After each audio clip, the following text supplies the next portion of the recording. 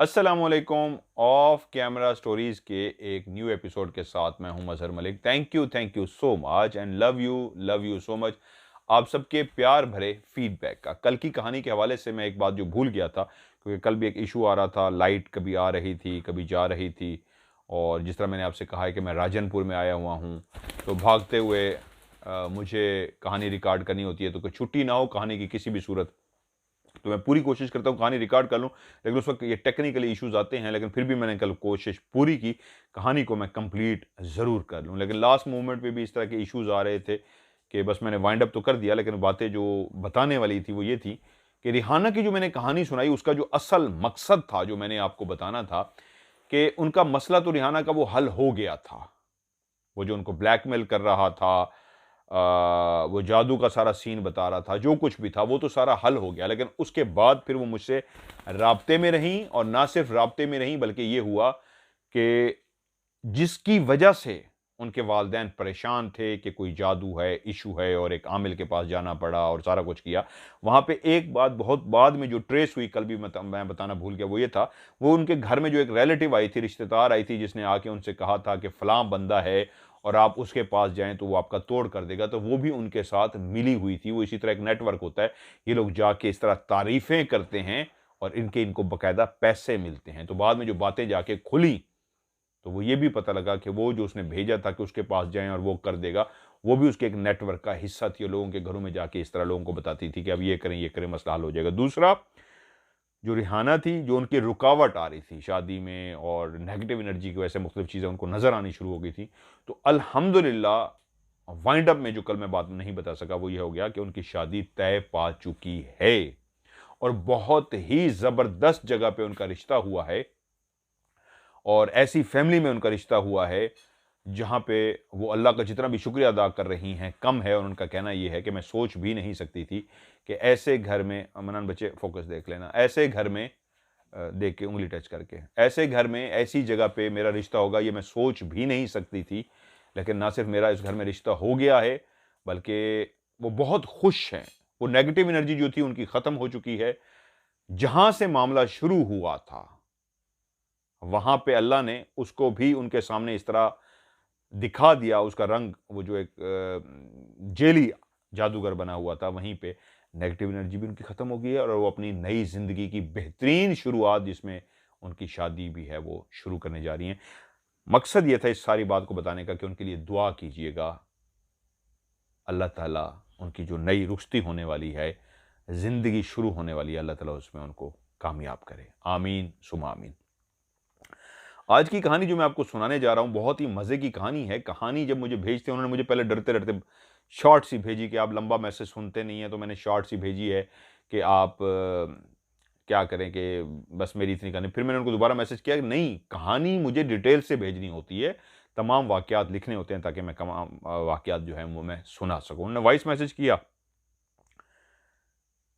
इतने उसके अंदर वाक़यात हैं कि जब मैंने उनकी कहानी सुनी और उनके साथ ये कुछ बीता, तो फिर मैं आज कोशिश करूँगा उन वाक़यात को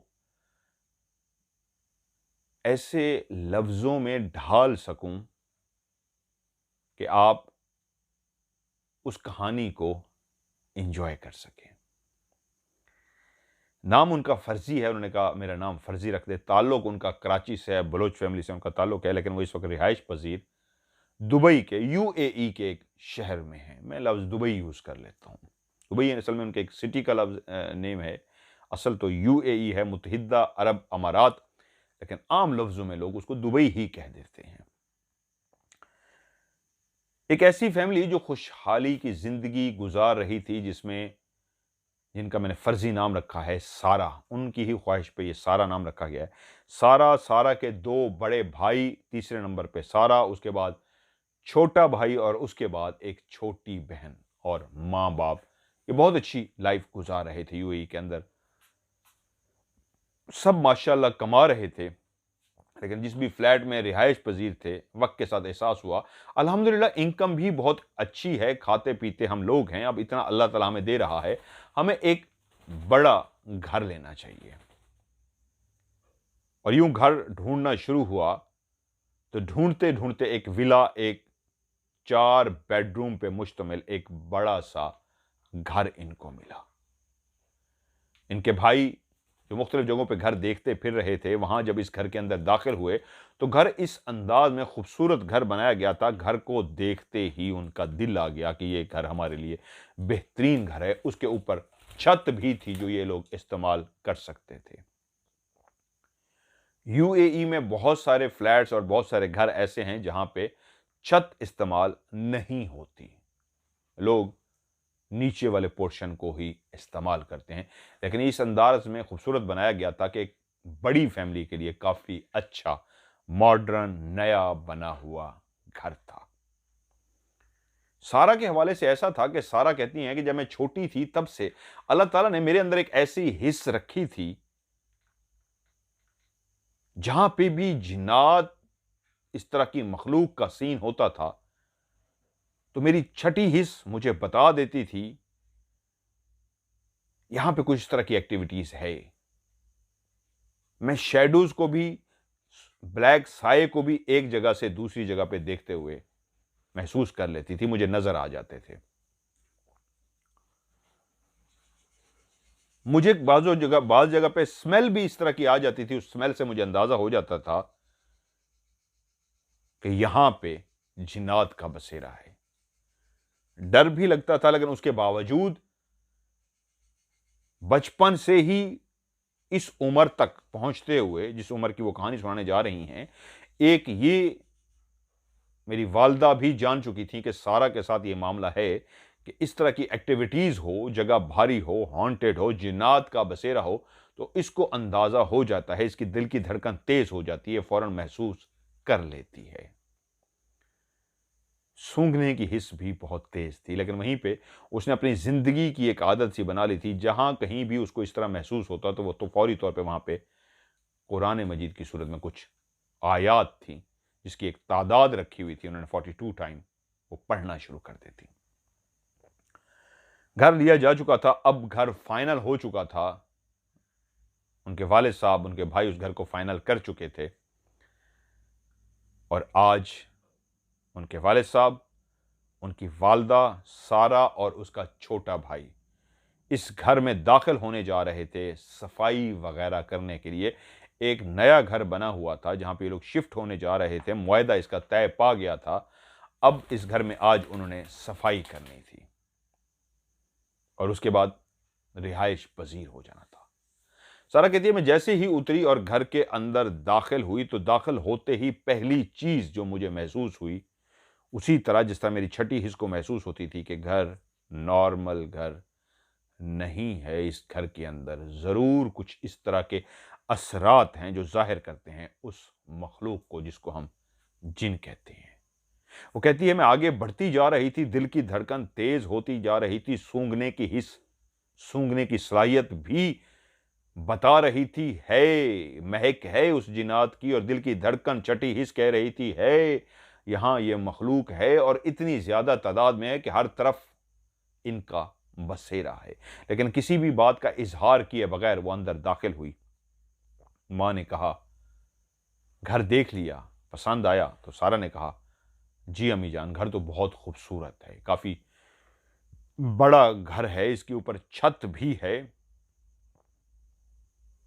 TV launch, 4 bedroom, kitchen, dining room, सब कुछ है, एक जबरदस्त घर है। तो मां ने कहा फिर अल्लाह का नाम लेके शुरू हो जाते हैं, इस घर की सफाई वगैरह करते हैं, झाड़ पोंछ करते हैं, इस अंदाज में इसको तैयार करते हैं, चाहे वो पानी के साथ सफाई की जाए, झाड़ू लगाया जाए, हर तरह से मट्टी डस्ट ये वो हर तरह से अच्छी तरह से सफाई करके आज इसको इस तरह खत्म करना है कि घर बिल्कुल नीट एंड क्लीन हो जाए, कल हम इसके अंदर रिहाइश इख्तियार कर सके। सो इन चारों ने मिलकर अपनी अपनी जिम्मेदारियां संभाली, जो जो उस घर के अंदर काम कर सकता था, वालिद साहब भी, वालदा सी, छोटा भाई भी और सारा भी अपने कामों में मसरूफ हो गए। दिन का खाना, रात का खाना भी वहीं पे खाया और इस जुस्तजू, इस कोशिश में लगे रहे कि आज मैक्सिमम काम मुकम्मल हो जाए ताकि कल कुछ ज्यादा काम ना बचे और बाकी फैमिली को लेके हम यहां पे शिफ्ट हो जाएं। काम करते करते तकरीबन रात के 12:30 बज गए। हर तरफ घर के अंदर खामोशी थी। फैमिली ने कहा हम थक भी चुके हैं, मैक्सिमम हम अपना काम मुकम्मल कर चुके हैं, अब वापस तो नहीं जा सकते, तकरीबन 12:30 का टाइम हो गया है, अब हमें यहीं पे ही सो जाना चाहिए। इसी बात को बैठ के डिस्कस करते, फैसला करते करते भी 1 बज गया। थक इतने चुके थे तो आधा घंटा बैठ के वो इसी को डिसाइड करते रहे, असल में तो वो रेस्ट कर रहे थे कि 1 बजे कहा, अब 1 बजे क्या घर जाना, यहीं पे ही गुजारा करते हैं और सो जाते हैं। मेन गेट को अच्छी तरीके बंद कर दिया गया। एक कमरे का इंतखाब हुआ कि इसी कमरे में ही हम चारों लेट जाते हैं। 2-3 घंटे की ही नींद है, वो यहीं पे नींद पूरी कर लेते हैं क्योंकि थके हुए हैं। सुबह जैसे ही अज़ानें होंगी घर की तरफ चल पड़ेंगे, बाकी भी जो थोड़ा बहुत काम है उसको सुबह उठ के ख़त्म करेंगे और कल जाके शिफ्टिंग का काम मुकम्मल करेंगे। वो चारों उसी कमरे में मैट्रेस बिछे हुए थे जहां पे लेट गए। ये रात के 1:30 बजे का टाइम था। वाले साहब लेटते ही गहरी नींद में चले गए। वालदा और छोटा भाई भी नींद में चले गए। सारा उनमें से ऐसी थी जो अक्सर रातों को जागती थी। वो कहती है मुझे नींद कम आती थी, मैं जागती रहती थी, 2-3-4 भी बज जाते थे तब जाके मैं सोती थी, मूवीज वगैरह देखती रहती थी, लैपटॉप चला लेती थी। भाई, माँ और वालिद तो सो गए, सारा जाग रही थी।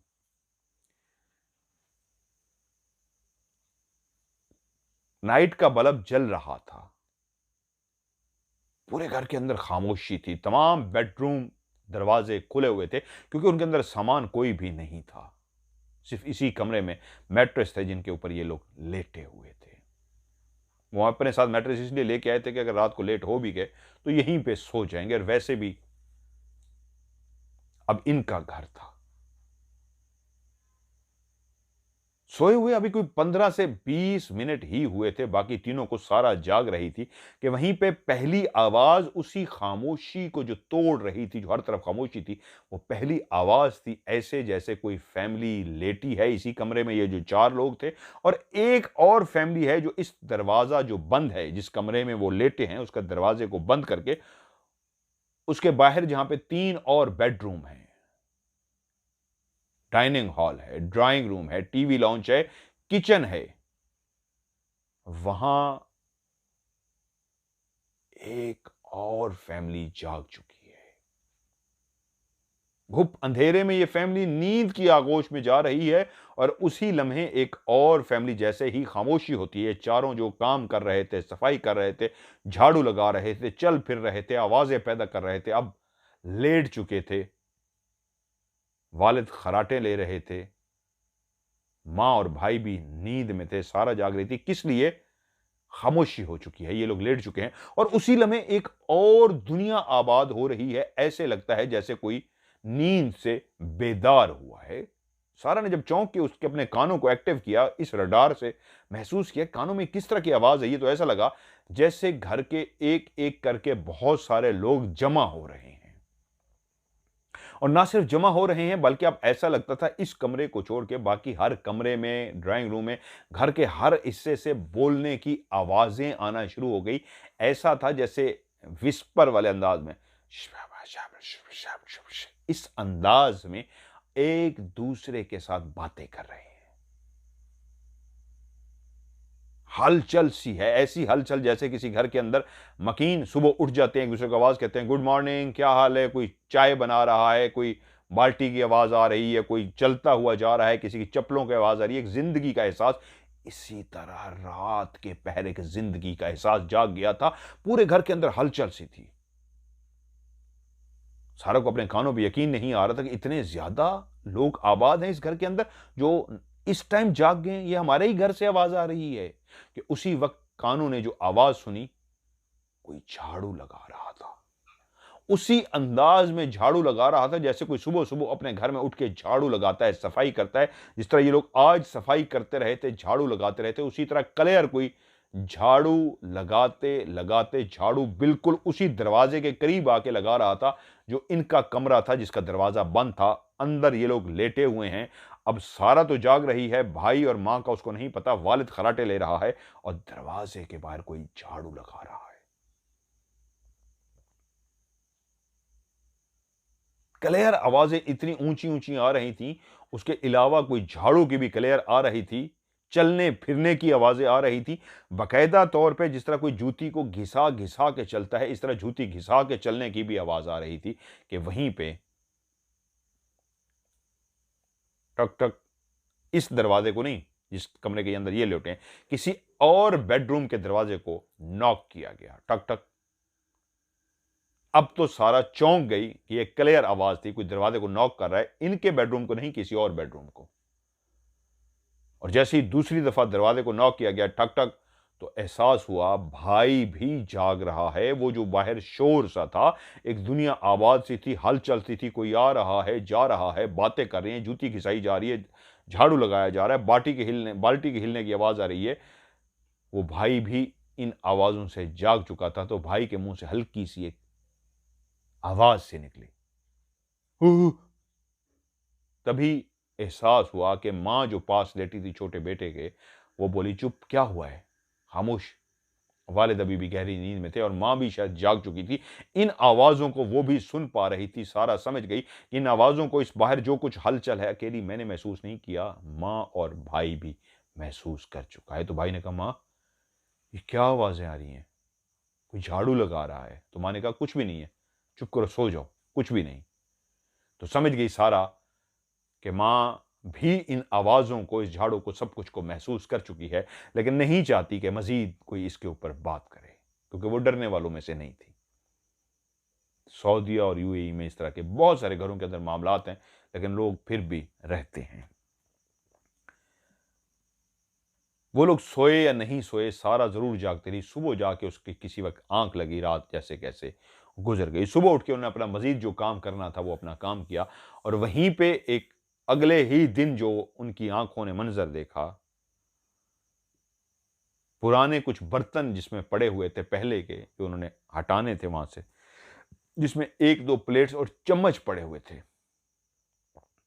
वो कहती है, हमने जो देखा, क्लेयर एक चम्मच जो ऊपर रखा हुआ था वो खुद से गिर नहीं सकता था, वो हमारी आंखों के सामने अपनी जगह से हिला है और धड़स करके नीचे गिर गया है। ये मंजर मैंने भी देखा, मां ने भी देखा। और मैंने जैसे ही मां की तरफ देखा तो मां का अंदाजा ऐसा था, गिरा है तो कोई बात नहीं, गिरने दो। मां फैसला कर चुकी थी, अगर कुछ है तो कोई बात नहीं, उनको रहने दो, हम इनसे डरने वाले नहीं हैं, हम भी यहीं पे रह लेंगे।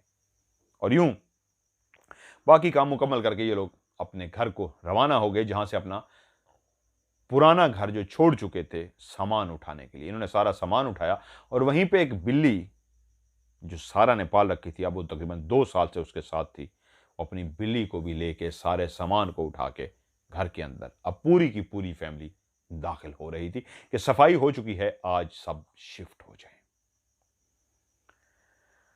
आज जब वहां पे शिफ्ट हुए तो पहला पहला मंजर जो था वो उस बिल्ले का था। जब उस घर के अंदर उसने अपने बिल्ले को गोद में उठाया हुआ और लाके जमीन पर रख दिया घर में दाखिल होते ही, तो बिल्ला इस अंदाज में रुक गया और इस तरह ऊपर की तरफ देखना शुरू हो गया, टिक टिकी बांधे, मुसलसल एक जगह को देखे जा रहा था, जैसे किसी चीज को उसने देख लिया हो।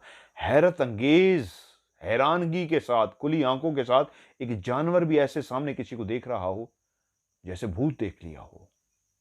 साथ ही उस जानवर ने गर्दन घुमाई और दूसरी साइड पे भी ऐसे आहिस्ता आहिस्ता गर्दन घुमाते हुए देखा। अच्छा, अंदाज ऐसा था जैसे इधर भी कोई है। और फिर उसने गर्दन उठा के सामने की तरफ देखा और अंदाज ऐसा था यहां पे भी कोई है। और उसने गर्दन मोड़ते हुए अपने पीछे देखा, फिर इस साइड पे देखा। वो इस अंदाज में चारों तरफ देख रहा था जैसे महसूस करा रहा हो हर तरफ है ये। सारा समझ गई थी कि मेरा बिल्ला किसी ऐसी चीज को देख पा रहा है जो जुबान नहीं रखता, वो जानवर बेजान है, बता नहीं सकता, लेकिन उसने हर जगह पे उसको देख लिया हुआ है। और वो कहती है, मैंने अपनी आंखों से देखा, उसके बाल बकायदा जिस तरह इंसानों के बाल खड़े हो जाते हैं, इस तरह उसके गूज बम जिस तरह हमारे खड़े होते हैं, तो उसके इस तरह बाल बकायदा खड़े हो रहे थे, जिससे अंदाजा हो रहा था कि वो डरी हुई हालत में है, खौफजदा हालत में। और शुरू से ही आगे बढ़ते हुए हर तरफ उसकी निगाहें ऐसी थी, हैरत से ही था। और उसके जिस्म के बाल खड़े हुए थे, जो खौफ की अलामत थी कि वो डरा हुआ है, उसके बाल खड़े हैं। हर तरफ ऐसे देखता जा रहा था कि मुसलसल उसकी आंखें टिकी हुई थी, अजीब सी हालत में थी। जानवर वरना घर में आता है, चलता फिरता है, पता लग जाता है, लेकिन वो अजीब ही था। और सारा उसकी इस फीलिंग को समझ सकती थी कि कुछ, बहुत कुछ जो अल्लाह ने जानवरों की आंखों में रखा है, जो देख सकते हैं, तो वो देख पा रहा थी बिल्ली। कहती है उसको लेके मैं अपने कमरे में भी आ गई, कमरे में आके ला के उसको रखा। वो चल ही नहीं रही थी, वो बिल्ली रुक गई थी, मुसलसल इधर-उधर टिकी हुई थी। मैं कहती उसको बुला रही थी, वो नहीं चल रही थी। मैंने फिर से उसको गोद में उठाया और अपने कमरे में लेके आई। अपने कमरे में जब उसको ज़मीन पे रखा तो अब भी वही कंडीशन, वही उसकी हालत थी। कमरे के चारों तरफ वो बिल्ली घूरती जा रही थी और टिकटिकी बांधे देखती जा रही थी कि ये कौन है जो मेरे सामने खड़े हुए हैं, ये क्या है जिसको मैं देख रही हूँ। और सारा उसके खड़े हुए बालों से भी अंदाज़ा लगा रही थी कि कितनी ज़्यादा ये खौफ़ज़दा है। और वो कहती है उस मेरी बिल्ली को भी 3 से 4 दिन लगे थे इस कंडीशन से निकलने में, इस हैरत वाली कंडीशन से, इस खौफ वाली कंडीशन से। उसको भी 3 से 4 दिन मुसलसल उसकी यही पोज़ीशन रही है। ना खाना, ना पीना, ज़बरदस्ती मैं उसको अपनी तरफ मुतवज्जो करती थी और ज़बरदस्ती उसको खिलाती थी। वो खाते-खाते फिर उसकी तवज्जो इधर-उधर हो जाती थी। मैं फिर उसको मोड़ती, उसको नाम से पुकारती, उन्होंने नाम भी कोई बताया और फिर मैं उसको खिलाती, वो कुछ खाती, फिर उसकी तवज्जो उधर चली जाती। 3-4 दिन उसकी ऐसी हालत रही, फिर जाके वो भी शायद मानूस हो गई उस माहौल के साथ। जानवर है कि अब रहना वहीं पे था, मैं उसके साथ थी, तो थोड़ी-सी मानूस मतलब रहने के काबिल हो गई थी।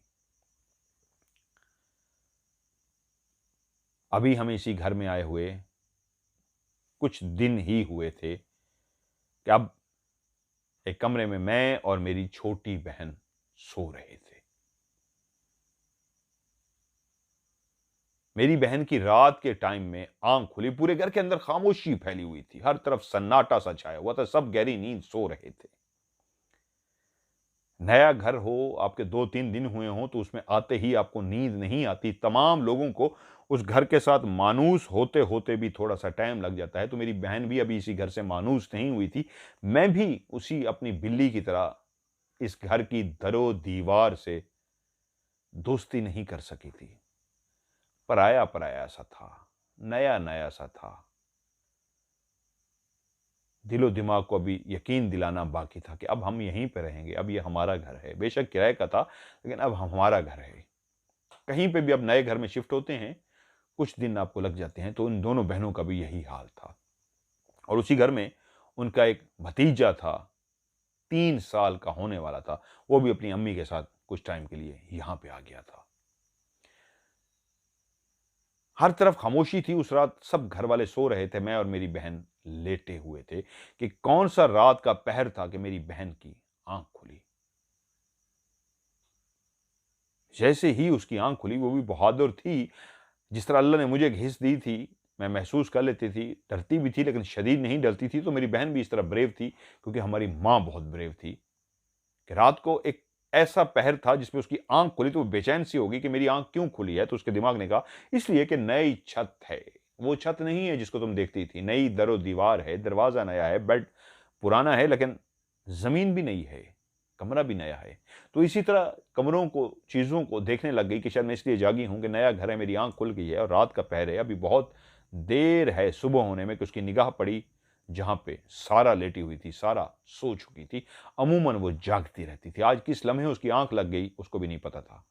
सारा की तरफ जैसे उसकी निगाह गई कि सारा सो रही है, तो साथ ही उसकी निगाह सारा के सरहाने वाली साइड पे पड़ी, तो वो एकदम से चौंक गई, क्योंकि जिस साइड पे सरहाना था, उसी साइड पे एक लड़की, जिसकी कपड़े भी ऑरेंज कलर के थे, माल्टे कलर के, और उसका चेहरा भी ऑरेंज कलर का था, उसके बाल भी ऑरेंज कलर के थे।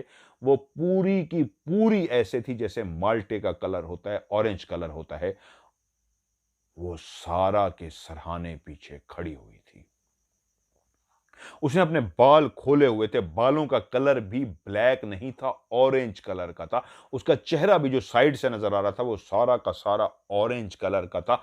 कपड़े भी जिस अंदाज़ के पहने थे, वो ऑरेंज कलर के थे, और वो सर से लेके पाँव तक ऑरेंज ही, दूर से ही माल्टा कलर सारा नज़र आ रहा था, कि एक ऐसी लड़की जिसकी कद तकरीबन 5 फुट या उससे थोड़ी-सी कम होगी, वो एक माल्टा कलर के कपड़े पहने और पूरी खुद भी ऑरेंज कलर की, माल्टा कलर की, उसके सरहाने खड़ी है और सोती सारा को देख रही है कि सारा सामने सो रही है और उसका चेहरा इस अंदाज में है कि वो सारा को खड़ी देख रही है। सारा की बहन ने जब ये मंजर देखा तो अजीब सी हो गई, उसको एकदम से खौफ सा महसूस हुआ कि मेरा वहम है या हकीकत में मैं कुछ देख रही हूं। तो उसने अपनी आंखों पे हाथ रख के ऐसे आंखों को मला, कहीं मैं ख्वाब में तो नहीं हूं। और उसने फिर उसी सिम देखा तो अभी भी वो उसी जगह पे ना सिर्फ मौजूद थी बल्कि टिकटिकी बांधे सारा को देख रही थी। उसके हाथ बिल्कुल ऐसे सीधे से थे, जैसे कोई खड़ा होता है, हाथों को ढीला ऐसे सीधा छोड़ के, ऐसे सीधे हाथों को छोड़ के सारा को देखे जा रही थी। जब दूसरी दफा भी उसने अपनी आंखें मलने के बाद देखा कि वो अपनी जगह पे मौजूद है, गायब नहीं हुई, कि वहम नहीं, ये हकीकत में मौजूद है और मैं नींद में नहीं जाग चुकी हूं। जब ये सब यकीन आ गया तो वो अपनी बेड से इस तरह उठी, मजीद जिस तरह इंसान खौफ में कंफर्म करने के लिए उठता है, तो अपने बेड से मजीद उठी उसको देखने के लिए। और जैसे ही वो उठने लगी तो उसी लम्हे उसकी आंखों ने देखा वो जैसे खड़ी थी, सर से गायब होना शुरू हुई और पाँव तक गायब होगी। एकदम से सारी गायब नहीं हुई, पहले उसका सर गायब हुआ और सर गायब होने के बाद शोल्डर, जैसे नहीं ऊपर से नीचे आप गायब होते जाते हैं ना, ऐसे ही पहले सर, फिर शोल्डर, फिर उसका पेट, टांगे और पाँव गायब हो गए। वो अपनी जगह से उठ के बैठ गई। अब वो शशपंज में थी कि आया वाकई मैंने कुछ देखा है, मेरा वहम है, या क्या है। मेरी आंखें मली थी, मैं इस वक्त भी जाग चुकी हूं, नींद में मैं नहीं थी, मेरी आंख खुली थी, मैं इस कमरे को देख रही थी, मैं इस माहौल को देख रही थी कि तभी मेरी निगाह पड़ी कि पीछे कोई खड़ा है। और जब मैंने वहां पे देखा तो एक लड़की थी। वो ये सोच के कांप रही थी, वो अपनी जगह पे बैठी हुई थी कि ये क्या मंजर था जो मैंने देख लिया है, जो उसको समझ नहीं आ रहा था। अब वो सोच रही है मैं क्या करूं, मैं सारा को उठा दूं, सारा को जगा दूं, या मैं इसी तरह बैठी रहूं। वो काफी देर इसी तरह सोचती रही, सोती रही। फिर से उसने सारा के मुंह की तरफ देखा तो सारा गहरी नींद सो रही है। उसने कहा नहीं, मुझे सारा को नहीं जगाना चाहिए। वो आहिस्ता से अपने बिस्तर पर लेट गई, लेकिन अब नींद उससे कोसों दूर थी। अभी तक उसके दिमाग के अंदर वो लड़की, ऑरेंज कलर की, माल्टा कलर की लड़की खड़ी हुई थी कि ये मैंने क्या मंजर देख लिया है रात के इस पैर। मेरी बहन को एक लड़की इस तरह टिकटी के बांधे खड़ी देख रही थी। क्यों, क्या चाहती है वो मेरी बहन से?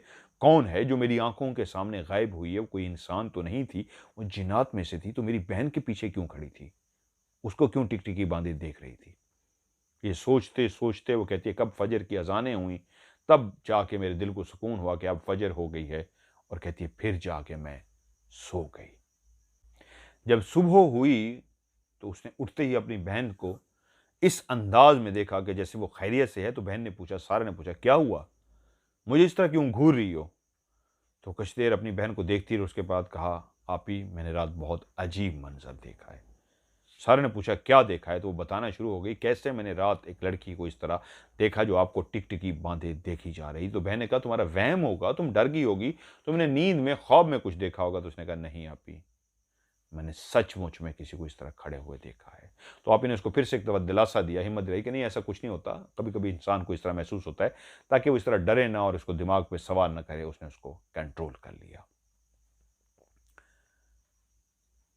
वो अपने अपने कामों में मसरूफ हो गए। जॉब पे जिस तरह वो जा रहे थे, अपनी अपनी जॉब पे चले गए। दिन गुजर गया, यहाँ तक कि फिर वो लम्हा आ पहुंचा जब शाम का अंधेरा फैलने लगता है। परिंदे अपने घोंसलों में, अपने दरख्तों पे जाके बैठते हैं, चहचहाते नहीं हैं, बातें करते हैं। क्या दिन की रवादा सुनाते हैं, दिन का किस्सा सुनाते हैं, क्या कहते हैं। शोर ज़रूर महसूस हो रहा होता है कि उसके बाद जैसे ही वो खामोश होते हैं तो रात की गहरी चादर सब माहौल को अपने अंदर समो लेती है। हर तरफ गहरी काले साए की चादर ऐसी माहौल को अपने अंदर लपेट लेती है कि रात कहलाती है। और इंसान भी आहिस्ता आहिस्ता जिंदगी की मसरूफियात को ख़त्म करते करते अपने अपने बिस्तर में चले जाते हैं। रात हो गई है, सोने का टाइम हो गया है। सब अपने अपने बिस्तर में थे और सब सो चुके थे। आज फिर उसी तरह खामोशी थी जो हर रोज रात को खामोशी होती है। आज सारा अपने बिस्तर पर जाग रही थी। उसकी बहन को भी नींद नहीं आ रही थी, लेकिन उसने देखा कि बहन अपने मोबाइल में मसरूफ है और उस पे लगी हुई है, जाग रही है। तो इस एहसास ने छोटी बहन को सोने पे मजबूर कर दिया कि अभी मेरी बहन जाग रही है, आज मुझे परेशान होने की ज़रूरत नहीं है। जब बहन जाग रही है तो कोई वाक़या नहीं होगा। वो अपने बिस्तर पे आँखें बंद करके लेटी थी कि उसको नींद सी आ गई और वो सो गई। सारा कहती है कि मैं अपने मोबाइल में लगी हुई थी और कितनी देर मैं मोबाइल में लगी रही कि मुझे भी एहसास नहीं रहा कि रात का एक पल ऐसा आया कि मुझे महसूस हुआ जिस सिमत मेरी बहन सो रही है, उस तरफ कोई खड़ा है। मैं अपने मोबाइल के अंदर मसरूफ हूं, लेकिन एकदम से जब ये मुझे एहसास हुआ जिस तरफ बहन सो रही है उस तरफ कोई खड़ा है, तो मैंने कहा, मोबाइल को ही देखते हुए कहा, मेरा वहम है या हकीकत में कोई है? तो कहती है, मैंने जैसे ही आहिस्ता से गर्दन उस सिमत घुमाई जिस तरफ बहन थी, तो मैंने देखा उसके सर वाली साइड पे दो इंसानी हाथ, हाथ भी कहां तक, पूरे हाथ, कोहनी तक, सिर्फ हाथ और कोहनी तक, एक हाथों का पूरा हिस्सा, दोनों हाथों का। और पांव कैसे थे कि जमीन पे पांव रखे हुए थे और सिर्फ वो पांव का हिस्सा घुटने तक था, ऊपर कुछ नहीं था। लेकिन वो हाथ इस अंदाज में ऐसे खड़े हुए थे और पांव जमीन पे मौजूद थे, और बाकी ये जो पांव के ऊपर हड्डी सी आ रही है घुटने तक, ये भी सीधा इस अंदाज में था।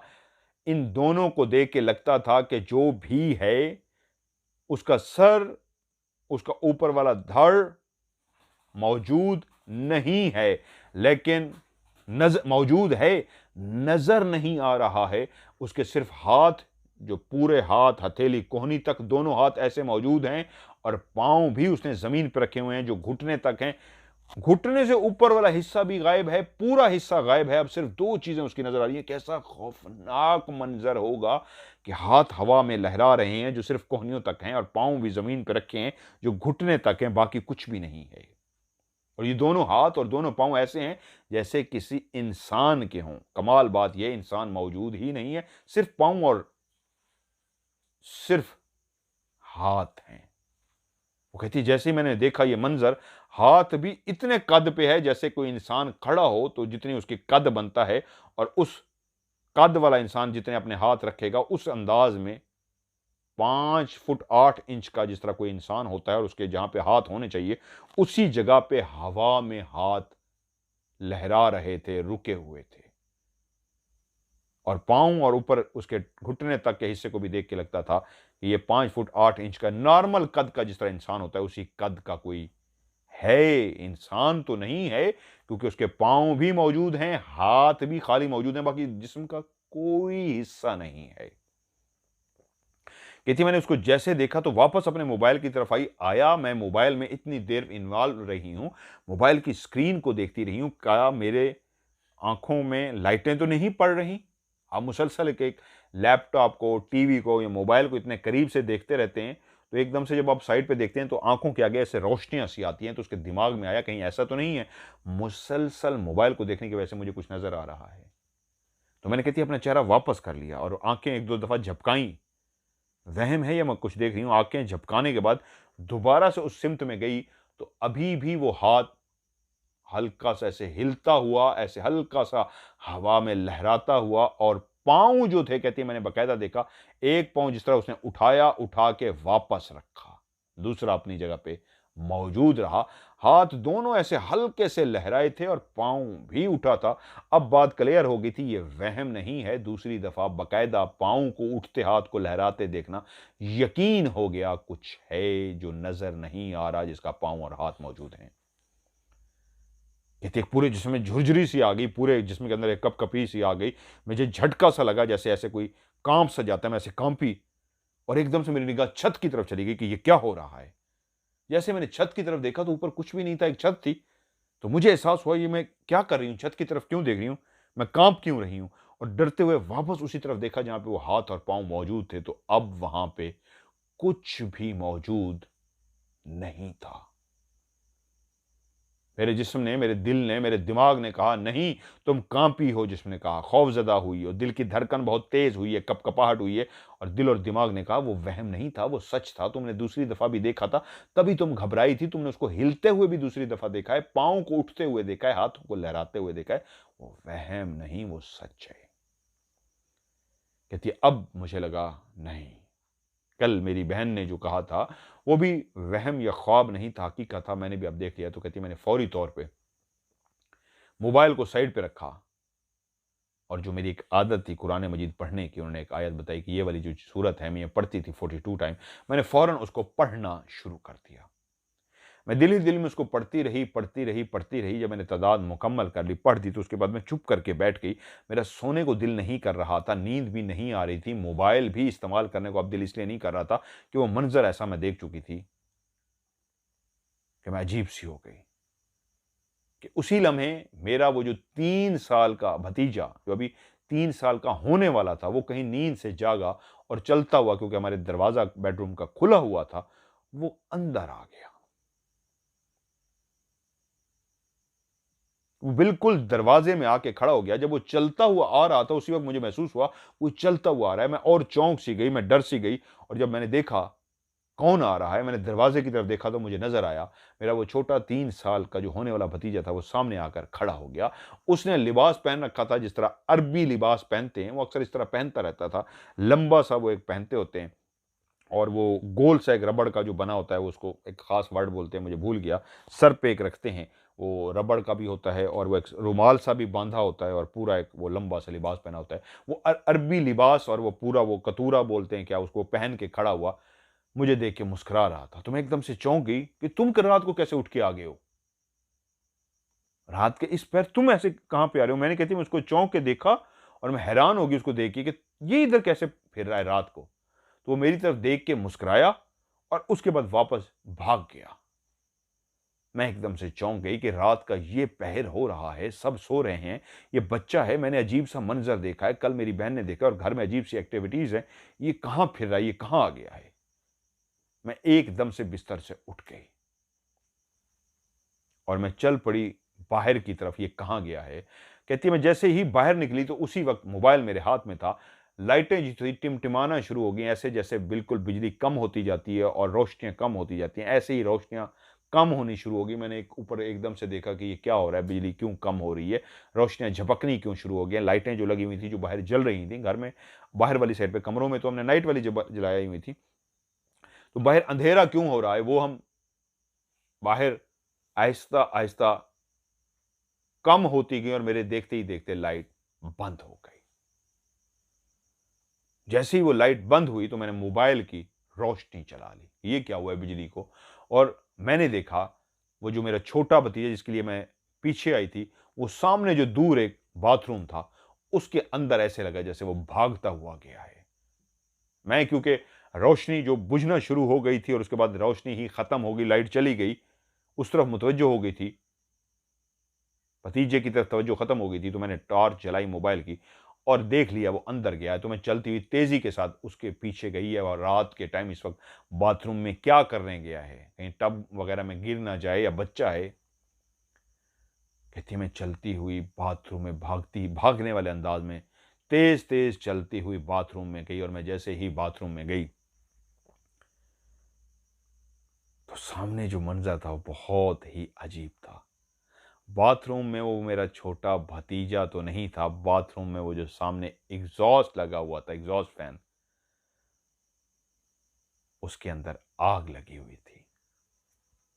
ना सिर्फ आग लगी थी, बल्कि वो इतनी तेजी के साथ आग लगी थी, इतना ज्यादा वो जल भी चुका था, और जो बाकी बच गया था, उस एग्जॉस्ट फैन के अंदर वो जो पंखा लगा हुआ था जो गोल घूमता है, वो उसी वक्त टूटा, आग लगने की वजह से।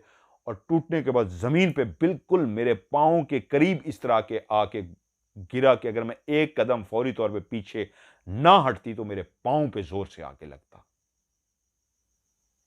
ये और इतना जल्दी से हुआ कि या मैंने दरवाजा खोला, बाथरूम में दाखिल हुई, दाखिल होते ही जो मुझे रोशनी नजर आई, मैं ये भूल गई कि मैंने टॉर्च मोबाइल की जलाई हुई है। इस बाथरूम में रोशनी किस चीज की आ रही है, लाइट चली गई थी। तो अंदर पहुंचते ही वो आग नजर आई, वो आग की रोशनी थी। अभी आग को देखा ही था कि वो पंखा टूटा, आग की वजह से जो जल गया था, गिरा मेरे पाँव के ऊपर। अगर एक कदम भी मैं पीछे ना रखती, मेरे पाँव ज़ख्मी हो जाता। मुझे एकदम से टेंशन पड़ गई कि इसको मैं जल्दी से बुझाऊँ, ये आग लगी हुई है, पूरे घर को आग ना लग जाए। कितनी जल्दी से मैंने पानी लिया और उसके ऊपर पंखा जो नीचे जल रहा था, मेरे पाँव पे गिरने लगा था, उसको मैंने बुझाया और पाइप पकड़ के जल्दी से मैंने ऊपर पानी फेंकना शुरू कर दिया कि इसको मैं बुझा लूँ। शुक्र है जल्दी से, अभी ज़्यादा आग नहीं फैली थी, मैंने उस पे कंट्रोल कर लिया और उसको मैं जल्दी बुझाने में कामयाब हो गई।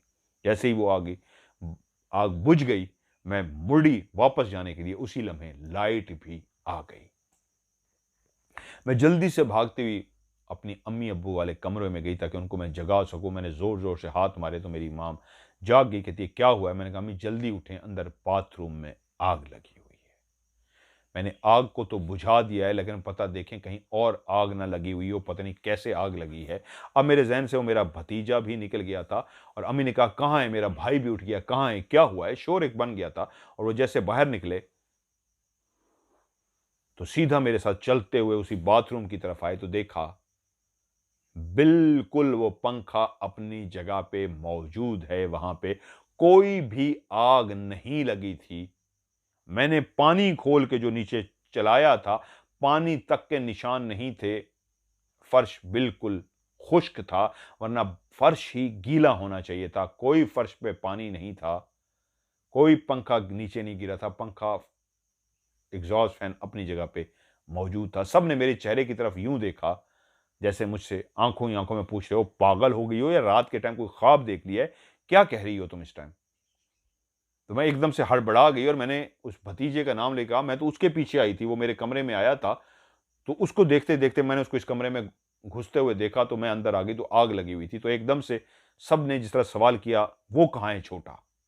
मुँह से किसी ने नहीं कहा, अंदाज़ ऐसा था, तो मैं भी पीछे भागी उस कमरे की तरफ जहाँ पे वो सोता था। और जब वहाँ पे पहुँचे, तो उसके कपड़े भी वो वाले नहीं थे जो वो पहन के मेरे कपड़े में आया था, वो अरबी लिबास। वो अपने आम से कपड़े पहने गहरी नींद सो रहा था। मेरे पीछे बाकी घर वाले भी थे, उन्होंने भी उसको देख लिया कि वो तो गहरी नींद सो रहा है और सबने मुझे कहा, "ये देखो वो तो गहरी नींद सो रहा है, तुम्हारे पास।" क्योंकि मैंने उनसे कहा था कि मैं उसके पीछे आई थी, उन्होंने कहा, "ये तो सो रहा है।"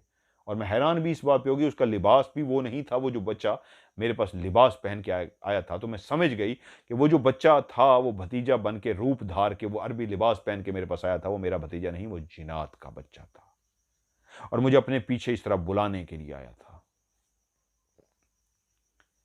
और वो आग तो मुझे इतना हैरत अंगेज़ कर गई, मुझे अम्मी ने उस वक़्त डाँटा कि तुम रात को बाहर क्यों निकली? तो मैंने उनको बताया कि वो इस तरह आया था भतीजा, तो वो जब इस तरह रात को घूम रहा था, तो मैं कैसे उसको छोड़ देती कि वो रात को इस तरह फिर रहा है, बच्चा है, कहीं इधर-उधर चला ना जाए। ऊपर से लाइट भी चली गई। तो सब बोले, "लाइट तो बिल्कुल नहीं गई।" मैंने कहा, "आपको क्या पता, आप तो सो रहे थे।" तो बड़ा भाई बोला, "नहीं, मैं जाग रहा था, लाइट बिल्कुल नहीं गई। अम्मी व अब्बू सो रहे थे, मैं जाग रहा था, लाइट 1 मिनट के लिए भी नहीं गई।" तो मैंने कहा, "लाइट गई है, मेरे मोबाइल की रोशनी ये देखें।" अभी तक मेरे हाथ में जो मोबाइल था, क्योंकि जब मैं बाथरूम से निकलने लगी थी, उस वक़्त तक मोबाइल में रोशनी जल रही थी, मैंने बुझाई नहीं थी। मैंने कहा, "ये देखें, मैंने तो अभी भी रोशनी जलाई हुई है, इस वजह से लाइट चली गई थी।" तो मेरी अम्मी ने डाँटा, "इस तरह रात को बाहर नहीं निकलना है, चाहे कुछ भी हो जाओ, जाओ अपने वापस कमरे में जाके सो जाओ।" मैं चलती हुई अपने कमरे में तो आ रही थी, लेकिन बहुत सारे सवालात मेरे दिमाग में आ रहे थे। कौन था वो बच्चा जो मेरे भतीजे का रूप धार के आ गया था? सबसे परेशान बात जो मुझे ये कर रही थी, ये कैसे पॉसिबल है कि मैंने नीचे गिरे हुए पंखे को पहले आग बुझाई है, उसके ऊपर बहुत ज़्यादा पानी फेंका है, फिर ट्यूब पकड़ के ऊपर उस आग को बुझाया है, हर तरफ पानी ही पानी था। और आग बुझाने के बाद फौरी भागती हुई मैं उनके कमरे में गई और फौरन वो मेरे साथ वापस आ गए। इतनी देर के अंदर कैसे गीला फर्श भी खुश्क हो गया और जिसको आग लगे मैंने देखा था, मैं मान भी लूँ मेरा वहम था, मैं मान भी लूँ वो आग नहीं लगी थी, लेकिन मैंने पानी तो चलाया था, वो पानी तक खुश्क हो चुका था। और फिर मैं अपने बिस्तर पे लेटी सोच रही थी, अब हमें इसी मखलूक के साथ ही इस घर में रहना होगा। अभी तो शुरुआत थी, अभी तो इस घर में बहुत कुछ होना बाकी था। क्योंकि उन्होंने अभी और भी बहुत सारे वाक़यात सुनाए हैं जो इस कहानी का हिस्सा हैं।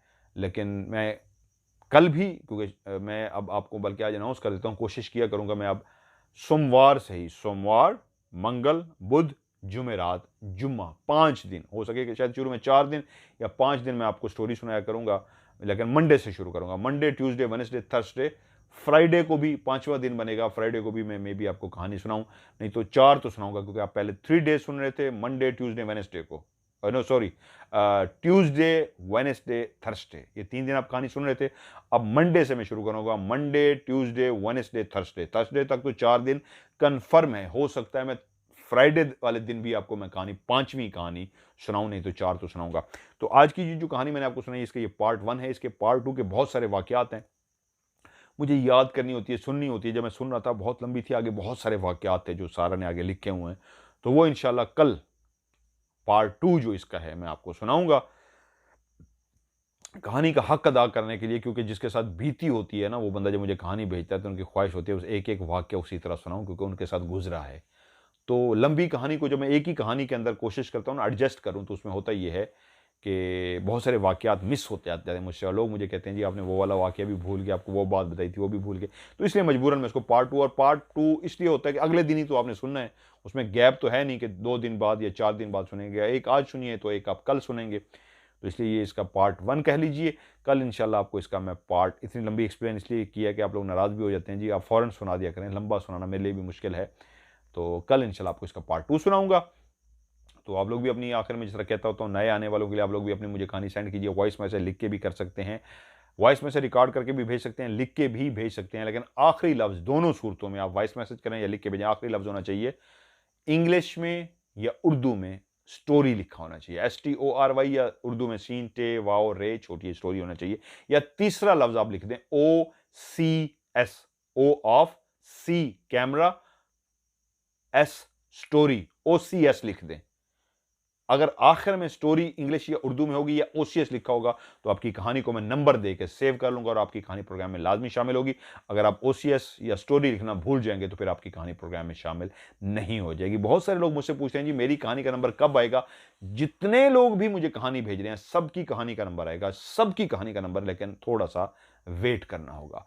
और आपने इसको भेजना, मेरा व्हाट्सएप का नंबर है 00923136655500। रिपीट करता हूँ 031300923165500। आज की OCS से मजहर मलिक को दीजिए इजाजत। अपना ढेर सारा ख्याल रखिए। खुदा हाफिज।